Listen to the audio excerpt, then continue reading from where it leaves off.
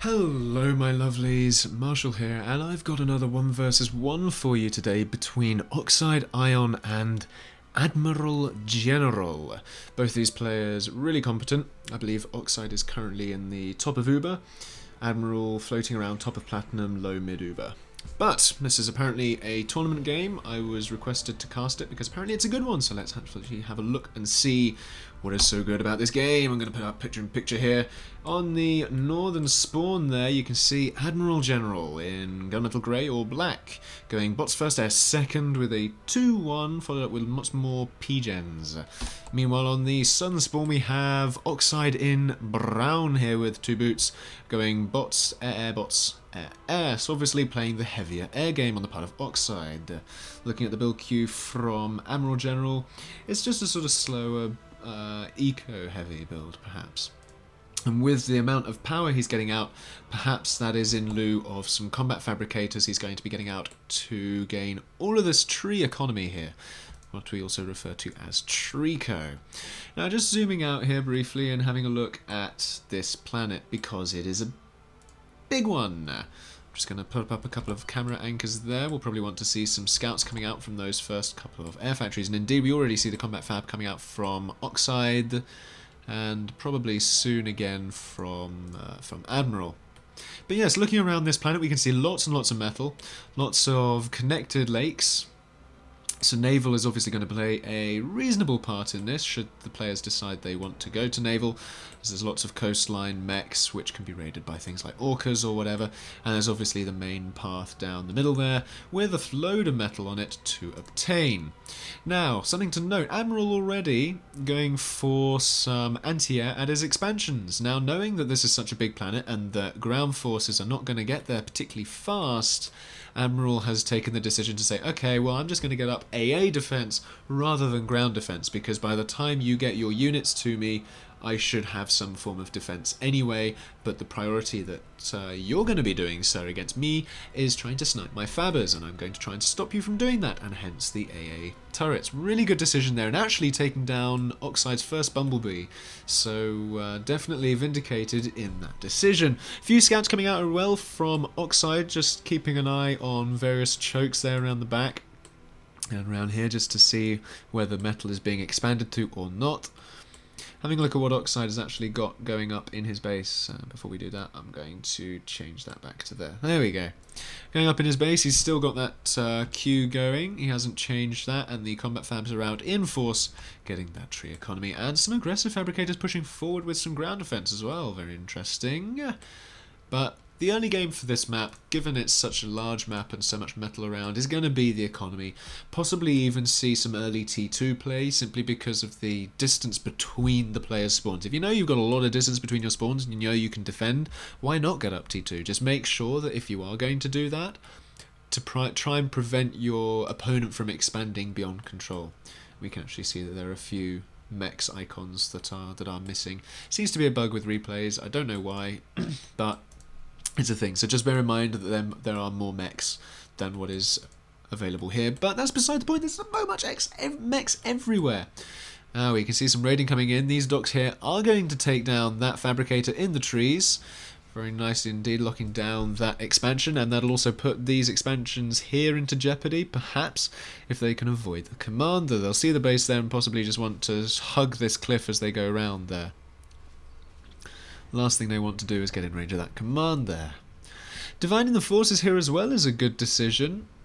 Means he can raid this expansion, possibly put another fabricator in jeopardy. This is not looking good for Admiral, who is already lost a few fabricators there and a couple of expansions worth. Meanwhile, Oxide has, he's a bit behind in terms of the metal, because he's gone for a more aggressive play than an expansive an eco-heavy play. However, he has gone for the air fabricators on the back, so we'll probably see latent economy increases over time. Admiral, on the other hand, definitely the early eco build. Interesting to go so early vehicles as well. That definitely confirms that Admiral is going to be in the defensive mode for this game, because vehicles, of course, with their slow movement speed are not exactly going to get to your opponent in any reasonable time frame. It might also mean that we see some teleporters going up. You never know. Let's have a look in the queues and see what exactly is going on. Wow, heavy air there from Admiral. Very, very heavy indeed, and he knows he needs to win back the air game, or at least contest it, simply because of, again, going back to the size of the planet and the number of expansions. If you get heavy air, you can raid expansions, and your opponent just has to answer it with air. Otherwise, they're just not going to have the mobility to have all expansions covered by their units. Alternatively, if they do that, they're not going to have any substantial defensive force, or indeed aggressive force. So, air game is contested with air, folks, and could another fabricator be sniped here? This is going to be a big win for Oxide, and indeed it does go down. The tanks were a little too slow there, the ants, unfortunately. And that's another few mechs raided, and a few more docks coming in from the water over here as well, really pinning AdmiralGeneral down into a corner here. He has got one expansion going off over here, but he needs to make sure it's defended, and he's not putting up those point defense to make sure it's defended. The combat fabs are still reclaiming though, so he's absolutely fine in terms of metal for the moment. Some air going over here. They will see those fabricators, and bombers will probably come in to pursue. Indeed, they have been targeted down. You can see there the pathing has gone in favour of the pickoffs. Bomb's going to come around and finish off that bot fabricator. So another expansion lockdown. Having a look in the army tab there, how many fabricators do these players have? 8 now from AdmiralGeneral. So he's been knocked back in terms of what fabrication power he did have, and he's also been boxed in a bit by Oxide, who now has sort of raiding parties on all of his outlying mechs, which really isn't good considering they're the proximal mechs. In my cast, if I refer to something as proximal mechs, it's the sort of metal that you can expand to safely and should be able to defend reasonably well. So in this instance, the proximal mechs would be within this square here. We can see that the only remaining proximal is these 5 here. Going for the T2 now from Admiral. It doesn't surprise me really. He just has to step up his tech game now, considering he is going on the defensive. He needs to get on that early. He needs to make sure that Oxide does not scout it. If Oxide scouts it, then that'll spell bad things. Is Oxide going T2 of his own? He is not. Has he got it queued up? He has not. So he's obviously just trying to overwhelm with the T1 so far indeed. He needs to make sure though that this Air Force doesn't stray too far in. He doesn't want it to scout the T2. We'll go from Oxide's vision here. Does he see the T2? He does, and there indeed is going to be his target now. He wants to try and get the fabricators off that T2. It doesn't actually look as though it's being built by anything. What's it being built by? Aha. One singular fabricator. Possibly a few defensive mines could help here, actually, in defending the outlying mechs there. Very, very heavy airplay from Oxide is just continuing to mount up now, and Admiral can only defend. He can only defend at this point. He has got a heavy air force over here, but most of it is bombers. He doesn't want the interceptors to be able to take that out, as hummingbirds, of course, are hard counter to bombers. If you aren't aware of that, the hummingbirds are the interceptors. The bombers have no anti-air capability whatsoever. And even moving into the naval now from Oxide, which is good to see, because that means he'll probably think of going T2 naval in the future, and it also means he can contest the naval mechs and possibly even put blockades around the coast of Admiral. So it's not looking good for Admiral at the moment. He needs to get back into the expansion. He needs to try and lock down Oxide, who really is starting to stretch away now. 330 mechs to 230. And that is only with facilitated Trico. So without the Trico, he's got far less than that, and he is actually struggling in terms of keeping his economy afloat there, as we do see a few red numbers starting to pop up. Looking in the army tab though, we can also see things aren't too bad in terms of the army tab. They aren't too bad, only 40 behind, but the majority of that is docks rather than air. However, again, the majority of Admiral's air are bombers at this point, and doing a massive air patrol like that is not something you want to do. I mean, yes, it covers a lot of area in terms of scouting, but it also leaves your aircraft really easy and open to be picked off, so do it with caution. Is what I would advise there if you were to do such a thing. Scouts still sitting in good positions, managing to see some combat fabs. Possibly get some raiding movements here from these docks. who've been queued to there. Firefly's still sitting around, getting really good intel there, actually. That's a really good position for a Firefly, actually.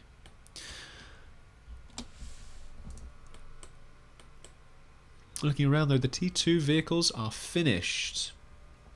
And it's important if he needs to make sure he gets that T2 fabricator building stuff, getting the economy back up and running. Indeed, it has been tasked with just that. I suspect T2 mechs, indeed. T2 mechs it is. Possibly even get up some defences, because at this point he really is bottled in somewhat, and if he can then start gradually pushing up. Oh my goodness, so many fabs in jeopardy here. 6 about to get completely decimated, but the bombers could completely destroy this docks horde, and for all intents and purposes they do, but they do not manage to save the fabricators. 1 does survive, but a number of bombers actually get shot down as well. Really interesting there. Not sure it was worthwhile from the point of Admiral. Oxide did manage to take down a number of bombers there, which is good. Looking back at Oxide's air game, though, we see a lot of interceptors, and that is more interceptors than Admiral has at this point. Although actually having a second look there, I think Admiral is in a position where he may be able to contest the air game, or at least reset it somewhat. I think Oxide would still come out on top, but with some clever micro he may be able to get some good engagements out of air combat there. But we can see now the naval presence from Oxide really starting to become a threat as we start to see more and more orcas in the water. We also see some narwhals there as well with their anti-air capabilities. Both players struggling in the economy, so perhaps T2 Naval is not an option just yet. Is T2 an option in Oxide's base? Yes, it is. He actually has completed T2 vehicles, so he'll be able to get up even more economy going forward, and also then start to put in some levelers and shellers into his mix and really start pushing against AdmiralGeneral, who I think at this point needs to really scout this. Has he scouted it? That's the important thing. He has not, so he does not see that T2 vehicles is there, and therefore does not know that T2 economy is a thing in Oxide's base. He also knows that T2 vehicles are not necessarily a thing yet, and no spinners in a force when you're attacking someone who has air superiority. What a waste of tanks. If you're going to attack someone with a tank force who you know has air superiority and is going to be on the defensive front, home front, you need to have some spinners in there. Unless you're going to support it with your own air force. He wasn't supporting it with his own air force. Having said that about the spinners, though, we see a few storms. Ho ho ho ho. These have very impressive anti-air capability, and they're being mixed in with levelers as well, which is even better. Problem for AdmiralGeneral now, though, is that he's a bit late into the water, and as we can see, just scrolling down from his naval factory there, we do see some orcas and narwhals beginning to encroach on this bay here. Possibly some fabricators to follow up and get the mechs here, and then some torpedo launchers, I wouldn't be surprised. And or indeed some anti-air first to make sure. Torpedoes to follow that up most likely. But the orcas there, you can just see how good the orcas are at suppressing coastlines. They're just so good. And docks over here as well, doing a really good job. Area patrolling those docks there from Oxide. Really managed to make sure that that he was getting a good engagement out of that. The air game, though, coming in, and this is the thing when you have such air superiority, you can kind of override Galata, although you don't want to be going into a situation where you're against so much Galata that your bombers are just trading for Galata and then you can't do anything afterwards. If you are going to go against Galata, you need to make sure that once you kill the Galata you still have enough to press your advantage, otherwise there's no point. We do see the tank force pushing out now from AdmiralGeneral. Will be interesting to see whether this actually makes any headway into Oxide's base. Possibly. He's got levelers there. He's got the storms to deal with the air. which means that the air, as soon as Oxide realises there are storms in that army, he doesn't want to get involved. Pathfinding, though, is leaving the front of the forces a little exposed. I do think the defender's unit advantage stands,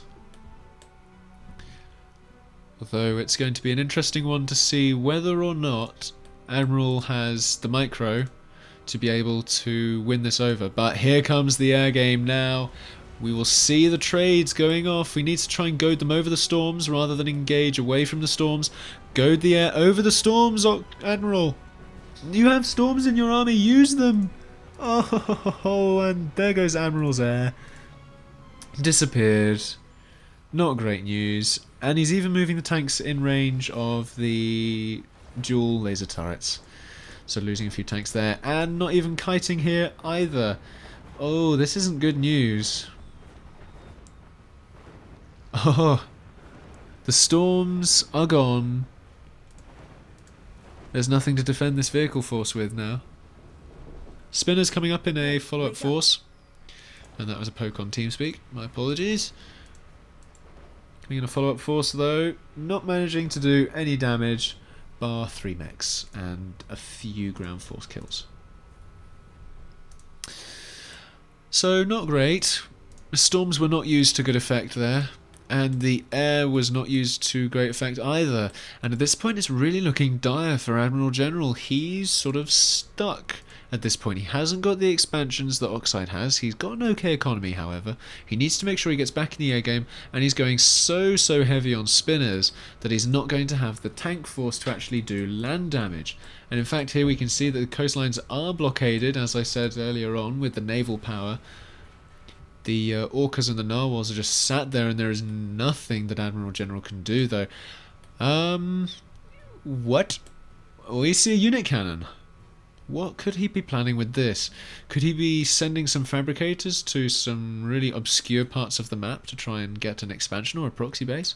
Could he be sending units around the map to try and lock out expansions? Could he be sending slammers into the water to try and win back? I doubt the latter, simply because of so many naval units, and of course unit cannons only have a capacity of 12 per volley. You can of course volley without having 12. 12 is a maximum, not a minimum. There is no minimum. Of course you need at least one unit in order for it to fire something. For those who don't know how the unit cannon operates, it's effectively a factory, so you don't load existing units into it.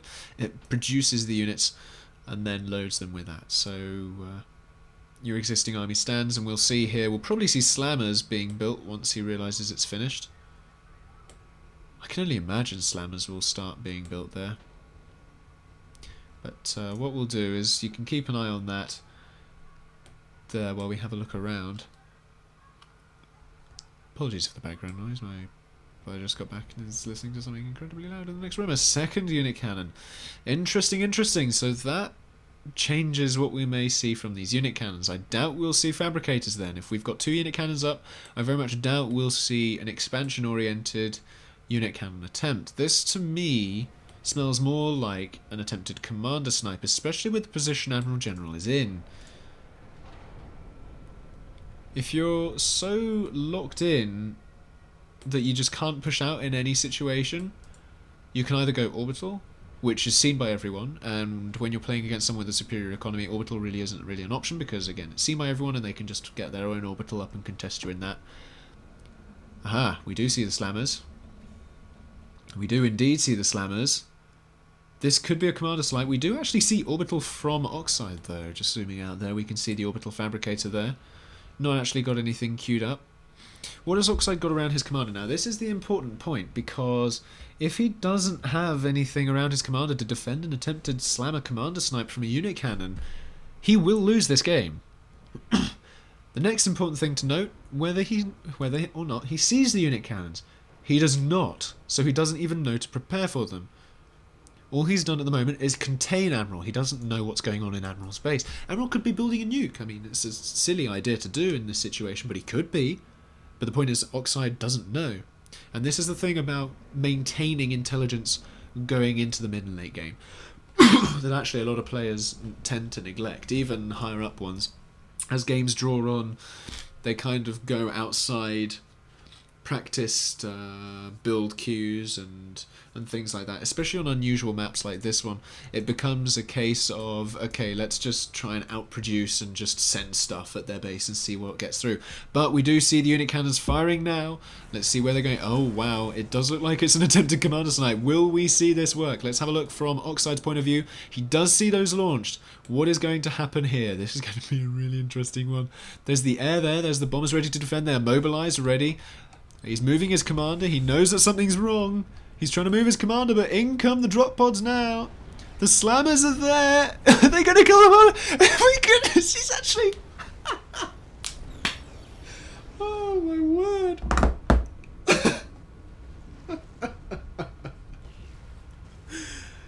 Denied.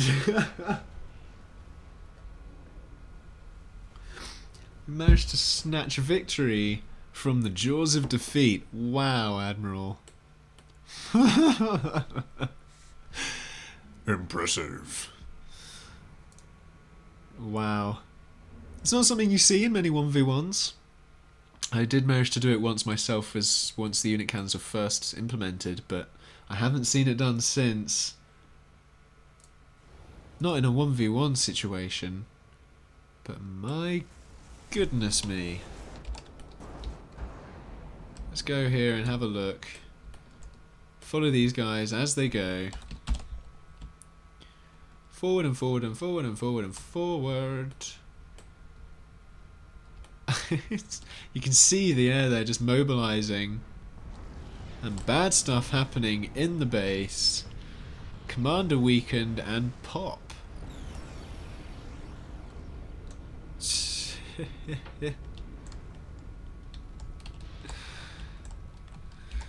Oh dear, oh dear.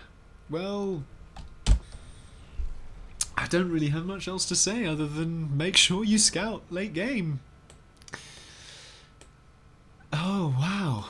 I didn't actually focus much on what Oxide's plan was, but it didn't. I think he did have a force pushing in, and it was that sort of time where it was do or die from Admiral. So yeah, if that snipe had failed, Admiral would have lost as soon as this force pushed in, because he just didn't have the stuff to defend against it.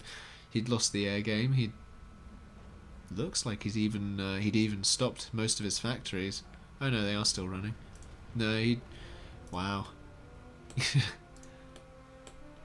But it just goes to show, don't give up the scout and don't sit on what you think is an easy game while you just get your units in position. There is always something going on that you can prevent. Good game, folks. Well played to Admiral. And yeah, thanks again for watching, folks. Hope you enjoyed it. Don't forget to pop a like if you did.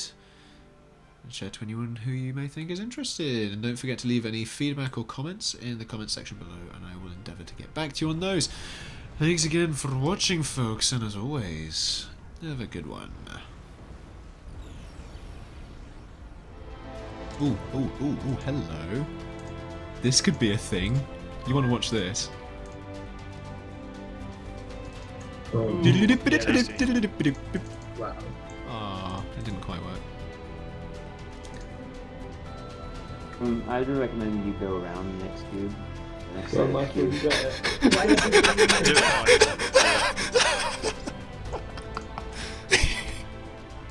Did that just happen? Are you pushing his areas with you? I didn't do umbrellas. I'm dead. I'm dead. Wow. I didn't do I'm gonna umbrellas. spectate you guys. Oh my god. You do have the ability to see orbital. Yeah, I wasn't paying attention. I was Oh really my worried about mod. god.